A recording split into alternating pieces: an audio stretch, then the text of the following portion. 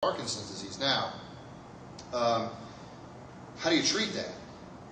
You give the person dopamine. That's one thing you can do. There's a medicine, Cinemet, and there's some other medicines like that. They basically are, Cinemet in particular, is dopamine. So you're giving that to the person, it's going into the brain, and it's treating those movement problems that he's having to some extent. Now realize he's losing the nerve cells, right? If you lose the nerve cells, I don't care how much dopamine you give, there's nothing there for it to work on, right? So that's the problem with his illness. That's why we can't fully cure it. But let's say, for example, you give too much dopamine to somebody with Parkinson's. What do you suppose happens? Remember I said there's other circuits in the brain that use dopamine, one of which can make folks psychotic. So some folks with Parkinson's disease, if you give them too much dopamine, they'll become psychotic. They'll start to hallucinate. They'll start to hear things and see things. You know, so it's almost like there's this happy medium that you have to reach. You got to give enough dopamine for the Parkinson's to treat it, but not so much that you make them psychotic. Now let's let's turn the tables for a second. Let's talk about schizophrenia. We just said that this is an example of a person who has too much dopamine in a different circuit of their brain, right? So let's try to block that. And that's what a lot of these medicines do, okay? Especially the older medicines are real strong at doing that. And the newer medicines, they still do it. I mean, you kind of have to block dopamine to some extent to treat the psychosis. Well, now, I just told you that blocking dopamine, like what if you didn't have enough dopamine? So what if you gave too much medicine and you blocked a lot of dopamine in the part of the brain that controls movement? Because you can't, the medicines at this point, we can't just go to one particular circuit in the brain and that's it and not affect anything else. Sometimes you know, if you block dopamine, you're going to block it in different areas too. And one of the parts you might block it is the part that controls movement. What is that going to look like? It's going to look like Parkinson's disease, right? But you're not killing the nerve cell. That's the good news. So as you stop the medicine, and the Parkinson's symptoms will go away. So this person, we could make somebody look exactly like Michael J. Fox if we gave too much of a medicine to treat schizophrenia, let's say. So you have to walk this fine line between treating the psychosis but not causing something like Parkinson's or some type of movement problem, okay?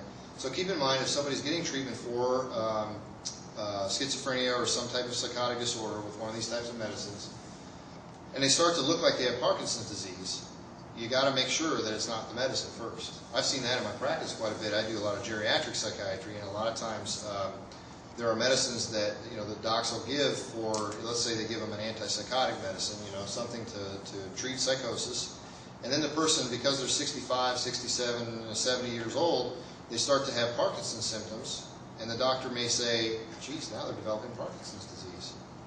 And I've seen that happen where a person gets diagnosed with Parkinson's disease. Well, it really is not Parkinson's, it's the medicine, it's a side effect. So you have to that's why I'm kind of talking about this, is so that if you ever know folks, you take care of folks, some of you guys take care of folks out there.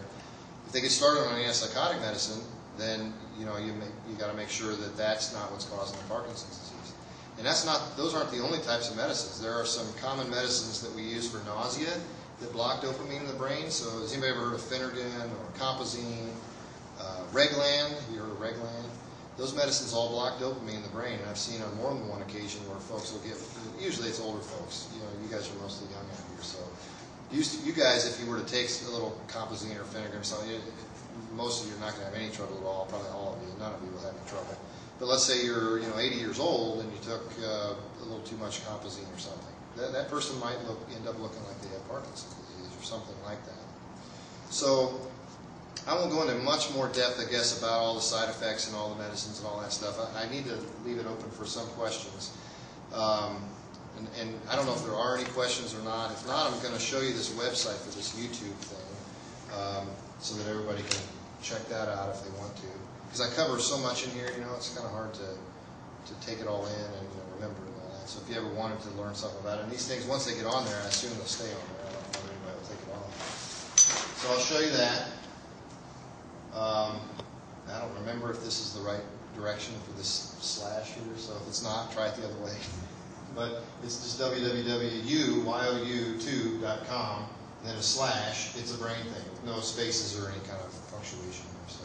And that should take you right to, I set it up so that should take you right to all my videos. And I've got, there are quite a few of them on there now, but some of them are, in the early days I had to break them into like 10 minutes chunks.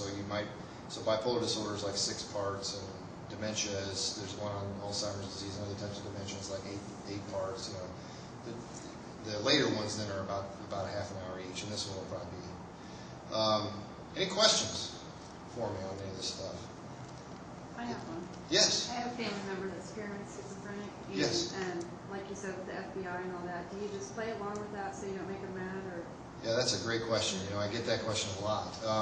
And I sort of alluded to that a minute ago, and I meant to say more about it, and I forgot. The question was, and I'll repeat it for here, but the question was with someone who suffers from paranoid schizophrenia and has a delusion of some type, and this, you know, like the example I used was the FBI being out to get them in some way. The question is, how does the family deal with that? You know, do you go along with the delusion? Or do you challenge the delusion and try to point out, well, you know, I don't think that's very realistic. I don't think that could happen, that kind of thing. I don't think it's very, I mean, once you know it's psychosis, I guess in the beginning, nobody's going to fault you for challenging them or trying to show them that maybe that's not the case, you know. But if they refuse to believe otherwise and they start to get a little upset with you about it, back off. By all means, back off, because these folks will get kind of agitated. You don't want that to happen. So certainly when I'm practicing, and seeing somebody, I don't want to lead them on and say, well, yeah, oh yeah, I saw that, yeah, I saw that. I don't want to say, I'm not going to lie like that, but I will say, geez, that must be really uncomfortable, you know. Can we talk? Let me help you through that. Let me talk to you about that for a second. You know, tell me more, or whatever, you know. Sometimes distraction's another good thing. Like, you know, saying something like, oh, that's, you know, that must be terrible to feel like somebody's out to get you. You know, one time I felt like that, and then sort of segue into something else about, you know, hey, you know, you hungry? Let's go get something to eat, you know, or something like that, and you distract the person. With psychosis, though, if they're getting very sick and they're getting, you know, very psychotic, it's very difficult to distract them into something else. So, you know, and when it comes to that point, it's probably time to call the doctor and say, look, I think we're having some trouble here. Usually, you'll have some you know, kind of risk factors for them to get worse. So, usually, the most common thing is they start to get stressed a little bit. And then when they get, not a little bit, but usually it's, you know, it can be quite a little bit of stress, and it gets a little bigger, a little more, and then they start to lose sleep. That's a key. They start to lose sleep, and then they start getting really psychotic. So those are sort of warning signs. One other thing is that there was a study done once with folks with schizophrenia, and they looked at their family lives at home, and they found that that a lot of negatively expressed emotion in the home was equated to a lot worse illness. So these folks that lived in homes where there's lots of yelling and screaming and fighting and I would assume maybe challenging, I don't know. I mean, I think what would happen is if you challenge the person on the delusion, what I've seen is they get kind of agitated and angry, right? And then sometimes folks don't realize why are they getting angry, then they get angry back, you know, and it gets this huge fight kind of thing. Well, these folks, you know, those folks that are in environments like that, they don't do very well. I mean, even with medicine and all, they don't seem to stay well for very long. So I always told folks when I was treating patients, I always want the family to come in with me. And, you know, number one, you got to try to make sure they take their medicine and stay in seeing me, and, you know, try to, you know, you can't be perfect, but encourage them not to use drugs or other things that are going to make them worse. But also, you know, try to keep it kind of calm and even keel at home. Don't be so tense and, you know, yelling and screaming and things like that, because that stuff's going to make the illness worse. So did that answer the question? Okay. It's a good question, and I get that a lot, actually. The same thing happens with folks in nursing homes and things that have dementia and, yeah, I mean, I guess dementia is the most common thing, but they'll start, if they have psychosis or a delusion of some type, you don't want to say, you know, there's really no basement here. There's nobody in the basement here. There's nobody talking to you. You know, you don't want to say things that, you know, you want to say things that are more kind of reassuring, but not challenging, I guess, is the way to put it. Other questions? What's the difference between dementia and Alzheimer's?